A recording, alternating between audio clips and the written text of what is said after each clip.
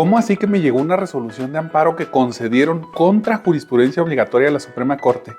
Quédate si quieres escuchar este chismecito laboral. Hola, ¿cómo están? Yo soy el juez Antonio Ordóñez, tu juez laboral. Y como sé que a ustedes, como a mí, nos encanta el chisme, pues ahí te va. Miren, tuve un caso el año pasado en el cual estaban demandando la devolución de aportaciones directamente a la persona trabajadora. Como ya lo sabemos, incluso hay jurisprudencia ya sobre este tema, que estos asuntos no están exentos de agotar la conciliación obligatoria prejudicial porque no encuadran en ninguna de las hipótesis del artículo 685 ter de la Ley Federal del Trabajo. Hasta aquí todo bien. Bueno, esta persona con responsabilidad acudió ante el centro de conciliación y dijo, pues como no estoy exento, voy a agotar la conciliación. Presentó su solicitud y ¿qué creen? El centro lo citó a una audiencia en la cual le dijo, pues fíjate que no citamos a los demandados. Y se quedaron, ¿por qué? Bueno, pues porque este asunto no es conciliable. No hay forma de que tú puedas conciliar la devolución de las aportaciones. Tú dirás, ¿qué? Bueno, por una parte sí es cierto. Está muy mala la cultura de la conciliación ante las instituciones de seguridad social, que difícilmente vemos casos en los cuales ciertamente se concilie la devolución de aportaciones. Sin embargo, esto no significa que no sean conciliables, o sea, que no tengan que pasar las personas que así lo demandan ante el centro de conciliación, citar a su contraparte y entonces, si no hay un arreglo, expedir la constancia de no conciliación correspondiente. Bueno, bajo este contexto, ¿qué pasó ahí? Supongo que la persona trabajadora se sorprendió con la circunstancia porque el centro de conciliación, lo repito, sin citar a la contraparte, le dijo, aquí tienes tu constancia que deja salvo los derechos para presentar tu demanda ante el tribunal. En el entendido que esta constancia se emite cuando el notificador del centro no logra precisamente citar a la contraparte para que lleguen a la audiencia. Y entonces, sin que se presente la contraparte en esa audiencia, el centro dice, pues esto carece de materia, aquí te expido tu constancia que te deja salvo los derechos.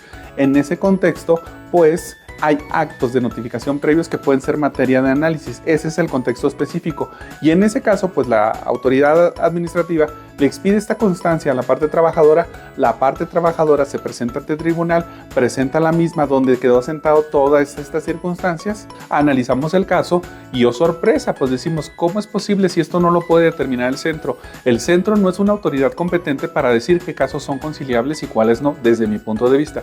Eso corresponde estrictamente al tribunal, que es quien determina si las partes pueden llegar directamente al tribunal a demandar alguna acción con o sin la constancia de no conciliación.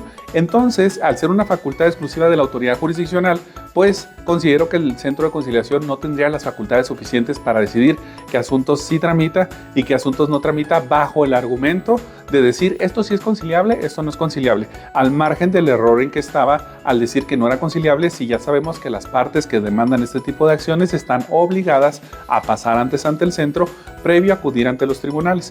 Entonces, el hecho de que pasen ante el centro no les permita la conciliación y solamente les expida la constancia sin mayor trámite, desde luego que no cumpliría el objeto del acceso a la justicia a través de la conciliación prejudicial obligatoria. Y entonces retomo, cuando llega al tribunal, analizamos la constancia y tomé la decisión de dictar un acuerdo en estos términos. A ver, parte actora, tú cumpliste con haber ido a agotar la conciliación, sin embargo la conciliación realmente no está agotada, no por causas atribuibles a ti, sino realmente al centro. No podemos permitir que el centro determine de forma unilateral qué asuntos sí son conciliables y cuáles no, y sin siquiera citar a tu contraparte, decirte, ahí te va la constancia que deja salvo tus derechos para presentar tu demanda ante el tribunal, porque considere que ni siquiera es necesario que existan actos de notificación, porque esto no es conciliable. Esto es, la propia autoridad está expidiendo una constancia que solamente puede otorgar cuando ya se hicieron actos de citación previos y no fue posible localizar o citar a la parte contraria y esta no acudió a la audiencia. Entonces es un tanto contradictoria la postura decir, ni siquiera la intenté citar, pero te expido esta constancia que te deja salvo tus derechos por falta de citación. Entonces, bajo ese contexto, determino devolver los autos al centro de conciliación y decirle, actora, lo siento, pero este asunto no podemos estimar que ya se haya cumplido con el objetivo de la conciliación, no por causas atribuibles a ti, repito, sino por el centro. Y se le ordena al centro a que dé trámite para que respete el derecho de la parte trabajadora de que quizás si la parte demandada, que son generalmente Afores o el Infonavit, puedan determinar si pueden arreglar el asunto a través de la conciliación.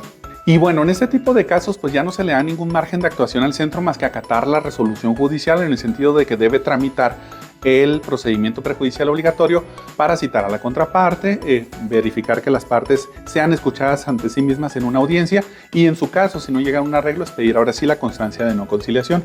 Sin embargo, la parte actora pues no quedó conforme con la decisión, lo cual es su pleno derecho impugnarla a través de un amparo directo, lo cual ocurrió. Entonces, cuando el amparo directo se tramitó y finalmente se resolvió, aquí viene lo bueno porque resolvieron contra jurisprudencia obligatoria de la Suprema Corte. Hasta aquí seguramente podemos ver ya posturas divididas donde digan no, si el juez estuvo bien porque el centro no puede hacer eso, o decir no, el juez estuvo mal porque la parte actora ya cumplió con su obligación y pues es una causa que no le es atribuible ya que le dé trámite hacia la demanda.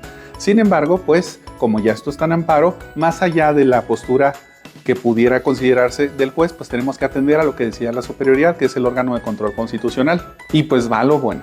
Cuando se emite la ejecutoria de amparo, las consideraciones torales son las siguientes. Se considera que el tribunal violó derechos humanos de la parte promovente porque le limitó el acceso a la justicia al haber remitido su expediente al centro de conciliación porque consideró que no tiene facultades el juez laboral para analizar la legalidad de los actos que emite el Centro de Conciliación y Registro Laboral.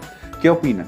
Más allá de lo que opinemos tú y yo al respecto, porque desde luego podrán existir opiniones encontradas, lo cierto es que estos temas no son nuevos. Estos temas ya ocurrieron, estos temas ya fueron materia de criterios de colegiados, donde uno dijo, sí, juez, sí puedes analizar la legalidad de los actos. Otros dijeron, no, no puedes porque son órganos autónomos, independientes, el juez no es superior del Centro de Conciliación, y esto pues dio lugar a criterios distintos o encontrados y se llevó finalmente ante la Suprema Corte de Justicia de la Nación a través de una contradicción de criterios, y fue así que el máximo tribunal del país finalmente desde hace ya un año, en febrero de 2024, emitió un criterio en el que esencialmente dijo lo siguiente: Tribunal Laboral, tú sí puedes analizar la legalidad de los actos que emite el Centro de Conciliación porque ciertamente puede haber ciertos vicios, como lo es, por ejemplo, que la parte promovente, con tal de eludir la conciliación prejudicial obligatoria, le dé un domicilio distinto al centro y después quiera darle el domicilio bueno al tribunal. Así en el centro no lo van a poder localizar a la parte demandada, pero en el tribunal ya dan el bueno para efectos del emplazamiento.